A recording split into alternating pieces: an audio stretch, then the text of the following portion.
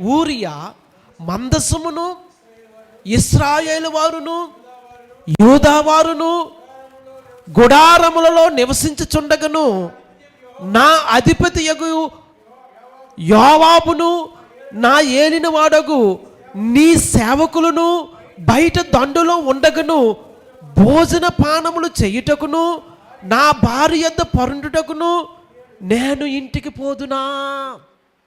ఎంత నిర్దోషముగా, ఎంత యథార్థముగా, ఎంత డెడికేషన్తో ఊరియా ఉన్నాడో చూడండి. నా అధిపతులు యుద్ధం చేస్తూ ఉన్నారు. దేవుని మందసము గుడారముల్లో ఉంది. వారందరూ గుడారములో నివసిస్తూ ఉంటుండగా నేను సుఖం పొందుకోవడానికి, నా భార్య యొద్ద పండుకోవడానికి నేను ఇంటికి వెళతానా? అది